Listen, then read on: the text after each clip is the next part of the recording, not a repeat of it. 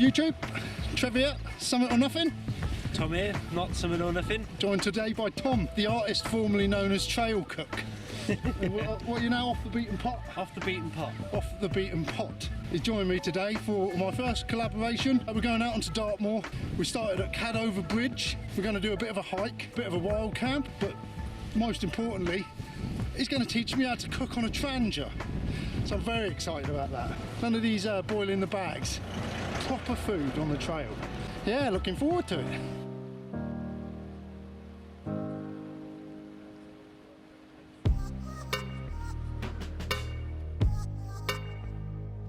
Okay, so we've started our walk today at Calzone Bridge, and then we followed this river here, which is the River Plym, until we've come to this point, which is the Blacker Brook. So now we're here where the Blacker Brook enters the River Plym. We carry on this track, following up here, around this network of fields here, which I take it is over here, all this area there, farmland, and then we're working up to Trowsworthy Warren, which looks like that area up there.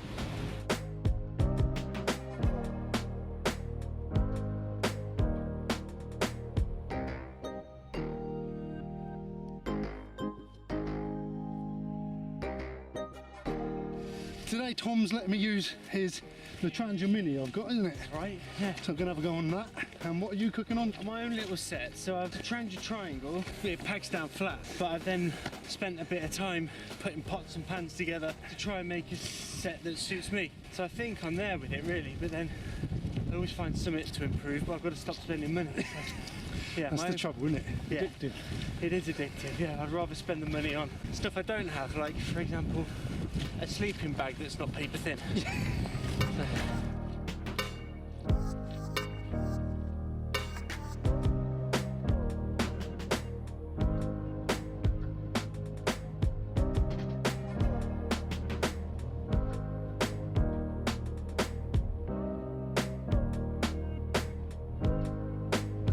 We're coming up now across these settlements as we're heading up to Trowsworthy Tor. This is Trowsworthy Warren. You can see over here the clay pits, and that's where we've come from, back along there, cut over bridge in the distance, and now just a little climb up to there.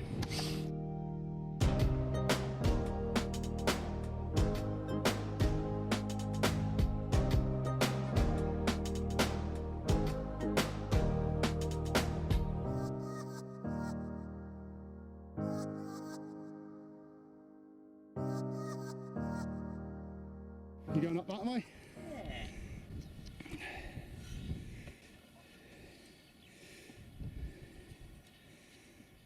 Well, here we are then, summit of Trowsworthy Tor. Some stunning views here. It opens up. Pretty sure that's Gutter Tor there. We sort of camped down in that valley.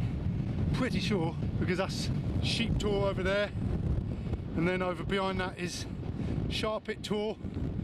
It is worth mentioning that this walk today is from Dartmoor's tour bagger, Max. Also a book, John Earl's Walking on Dartmoor. So it's a bit of his walk and a bit of the walk from the book, and maybe a bit of our own exploration. So shout out again, Max, thank you. Do you want to give one? Oh, what's that?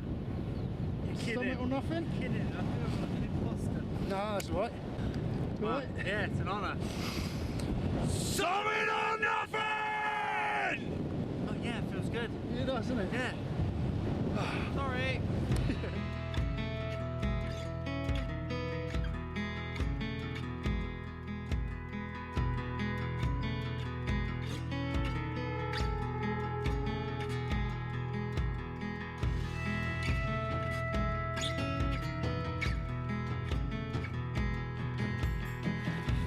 So this is a twin summits of Trowsworthy Tor.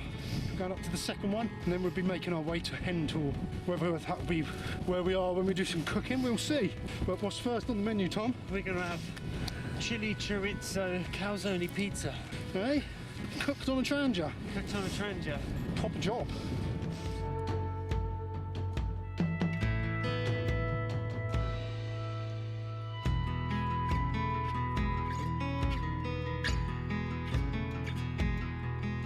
Okay, so we're here now at Great Trowsworthy tour, and then we've worked out that we want to be heading northeast. Up over there is Hen Tour.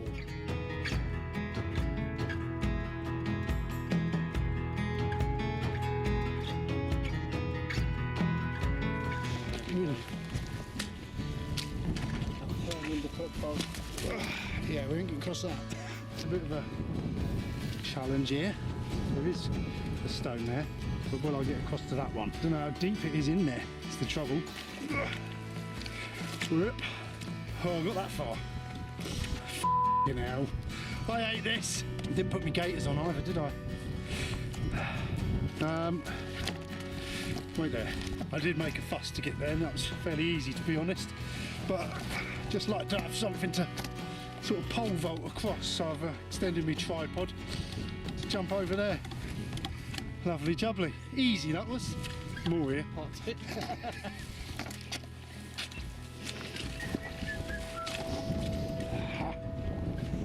Ta-da! Here we go now. This Hen Tour's coming into view. And all this area of the moor over here, stunning. So you can see the standing stones on that hill, and there's stone rows over there. That's where we come down from Higher Hartor. And there's the old farmhouse. We had a look around, and then we went up, camped under Gutter Tor.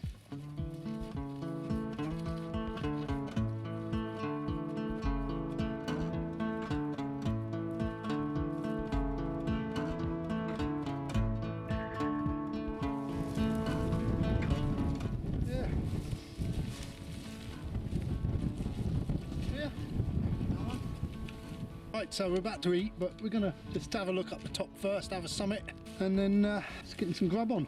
Exciting. I think one of my favourite things about walking, the reason why I've grown to like the cooking side of it, one, I love the gear, I love the Trangia and the bits and the pots and the pans, and then I like eating something nice. And then when you look back on this trip, just that tangible taste will take you back to whatever view we're going to explore now, and just this whole moment, I guess. So yeah, maybe I'm just lazy, I just enjoy resting.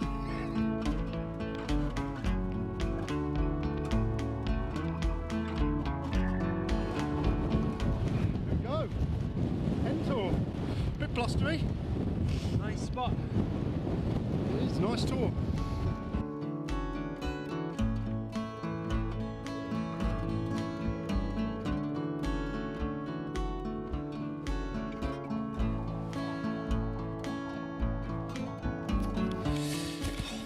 Here we go then. Right. Trangia cooking. Trangia cooking with Thom, off the beaten pot. Link below to his channel, go and check him out. This is the guy who I told you cooked a roast on a Trangia, which that was enough for me. I was like, yeah, I want to be cooking roasts when I go out. Oh, you're going to be so disappointed then. With that in mind, this is your set. Yeah. That is like Trangia minutes as it comes off the shelf. I've added something to wash and dry with. That's it. I gave you a bag of food earlier, so you're looking after the spinach for tonight's meal. In exchange for that, I'm looking after the cheese for this meal. Grated mozzarella. For this meal, you should have in here one pack containing everything you need. I've got two tortillas. I've got that. Bit of silver in there, which has got chopped chorizo. And you can get what's called tomato leather. Right. You can make it yourself, or if you're a normal person, we've just got powdered Heinz tomato soup, and that is going to be our tomato sauce. Fair enough. Being as I've done this before, I think you should make this sauce. Yeah, that's fine. So what do I need first? You need your sauce mix, which is smoked chipotle chili flakes and oregano, tiny bit of pepper. Looks pretty illegal when it's in a bag, doesn't it? Reminds me of my college days. And this is your tomato leather, made by Heinz. Thank you, Heinz. So this is going straight in there. Straight in. And yours? Yep. Wait. No, that's fine. Yeah. Carry on.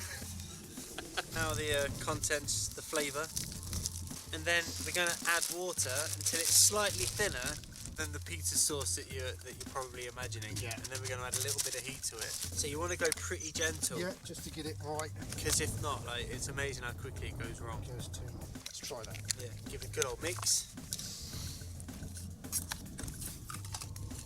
So get this on the heat now. Yep. Get it on the heat. Yeah. Okay. Leave it for a little while, not too long. But you're going to want to stir and get ready to add As water you if you go, need to. right. Yeah.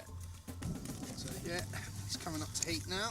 It's starting to stick in the pan here now. That's good You to happy go with then. that then? Yep. So next stage of proceedings is grab one of your breads and just smear it round and get as far to the edges as you can. I do the chorizo next, and then what I like to do is just cover, or just half. I've done half with the chorizo because I'm going to fold this. You can sort of eat it like a taco. Get my mozzarella on there. So you're just going to put that in there now. Yep. Put yours on there as well. Yeah. So Yep.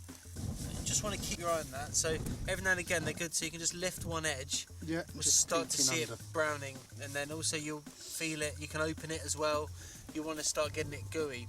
But I think this is a good thing for kids as well. This particular recipe, you can play with your food. You can enjoy it more, I think. It's starting to melt. Starting to get nice and squidgy now. Yeah. I left mine on. I wasn't checking. So you can see It'll be lovely. It'll taste like it's But, stone baked. I like things burnt. That's anyway. a better side. Yeah. I'm going for mine.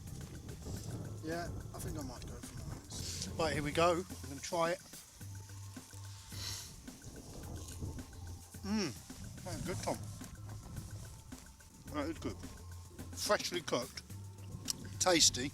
When you cook anything, it's always rewarding, isn't it? Yeah. Cooking your own food. Yeah. Yeah, and as well, I'm already excited to have the tents pitched and be camping. What I've also done today is bought the tarp.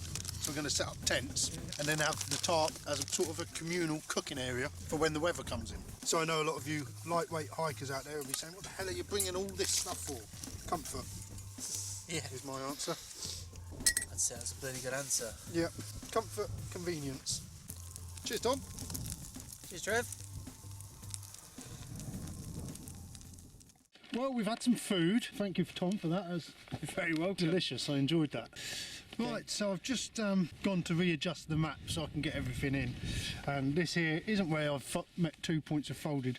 That is just ripped right in half. I think it's time for a new map, don't you? So we're at Hentor, and next we're going to go and look up. It's like a high point there. Looks like just a trig point on its own.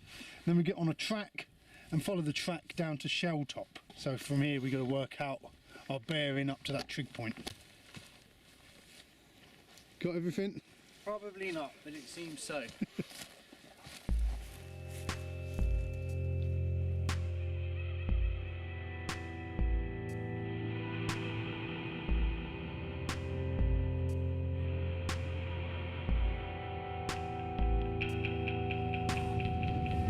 Oh, I don't know about you, Tom. I'm feeling that. Walk in the park. It's this grass. And my lack of health, but mainly the grass. Yeah, it's a bit featureless along here, but up there somewhere there's a trig point with our name on it. I ain't got on it. Great, wouldn't it? It'd be weird, wouldn't it? It'd be like, oh, that's weird. So we're going to find it, do a bit more. But look, nice big bit of slab, a granite slab we just stopped at. Seemed like the place to stop.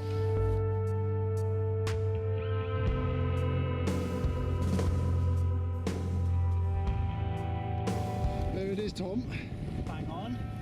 Almost like we planned that. I was getting hard work along there. Soon we'll find a track. So, a bit easier walking. Oh, yes, please. A bit sloppy under the feet here, isn't it? Squelching away here. But here we are. A trig point. We won't be getting right up next to that, I don't think. That was a thankless exercise for this one. A little bit, yeah. Shell Top next. Onwards. Onwards.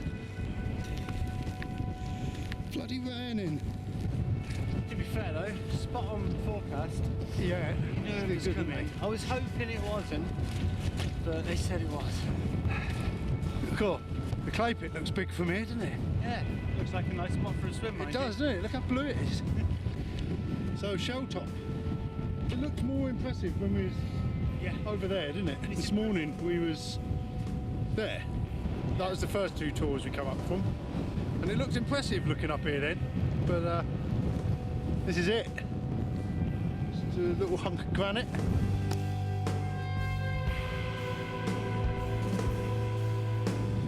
So we're going to have a look now.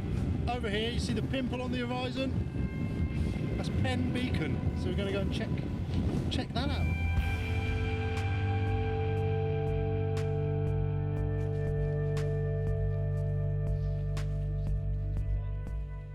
So you enjoying yourself then, Tom? I am very much. You? Yeah, very good.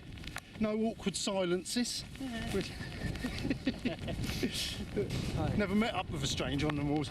I liked in the week we sort of exchanged phone numbers. What was it you said? Well, you said it could be good. fun. I said, oh, it could be horrendous. When you look at it on paper, I'm meeting a man on a desolate moor that I met on the internet. To which I said, well, at least we didn't meet on Grindr. To which he replies, Imagine if we'd met on Grindr, you invited me tour bagging, how disappointed I'd be when we went hiking.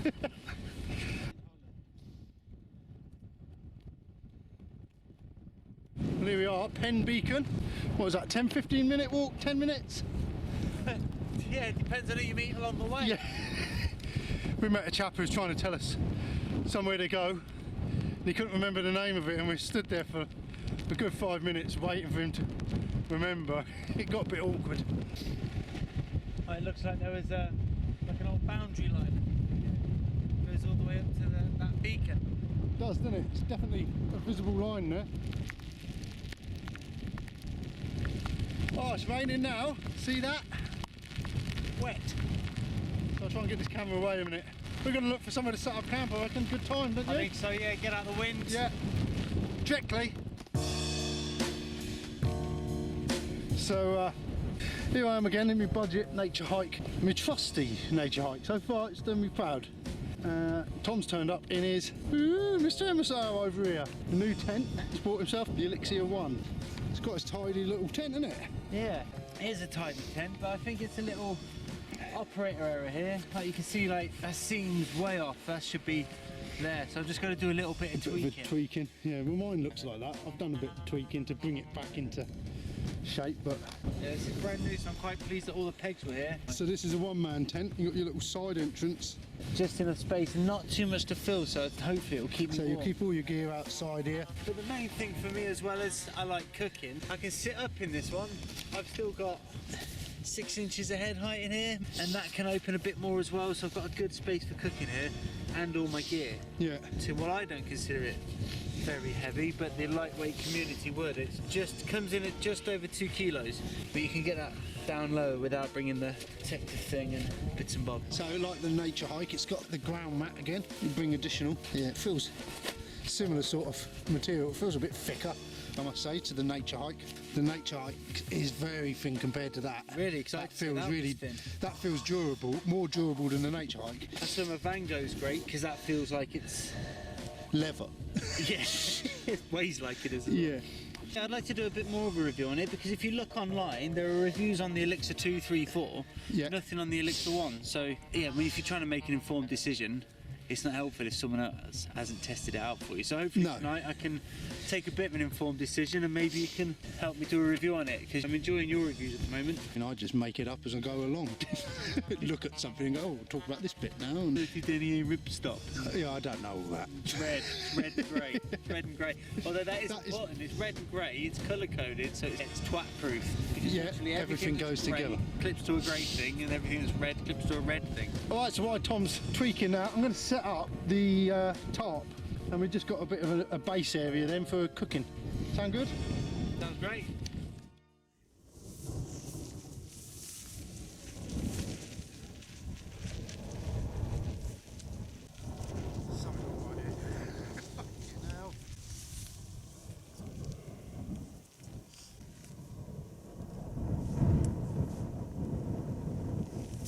It's been so long since I've set up the DD hammock tarp that I cannot remember for the life of me how it really goes.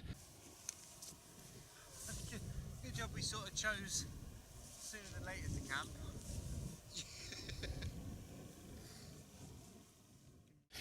Right, we're heading down now to get some water. Got the Sawyer Mini again, haven't used it for ages. I cannot for the life of me remember how to put that f***ing DD hammock tarp up. You're very calm about it, I was going to say. Throwing a few obscenities about here and there. I thought we'd have a little walk. And chill the f*** out. Here's the spring.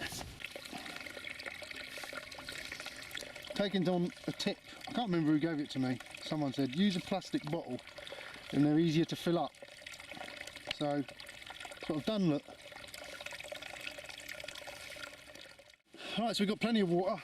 The plastic bottle didn't really work as much because you get to a point where you can't squeeze it anymore and you're scrunching the bottle up, and the last sort of bit in the bottle wasn't coming out any quicker than a trickle. Couldn't get the pressure like you can in a squeezy bottle, so I think I'll just get a bigger squeezy bottle. Never knew. Japanese company. A litre and a half, you said? Yeah, and you can roll it up and tie it all together with that, with your filter inside it. That's cracking. So what, you get two of them, one for the filter and one to filter into?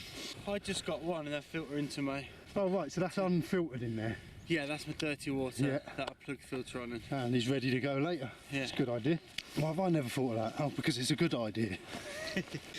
There we are, back to camp. That was a hard slog up there. I felt that.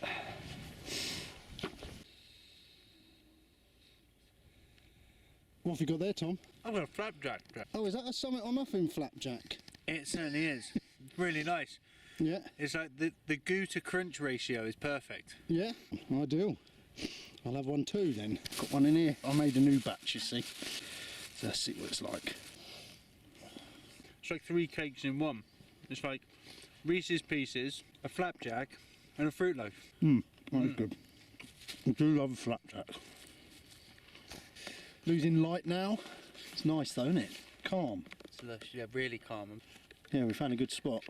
Yeah. I think the wind must have died down as well, because it was blowing a bit when we was putting the tents up, wasn't it? Yeah. Hey Trev, Yes, Tom? have you seen the weather forecast? I haven't looked, no. 3 o'clock should be a lot of fun. What did you expect coming out with me camping? There is no back of my tent anymore. That's half my home for the night.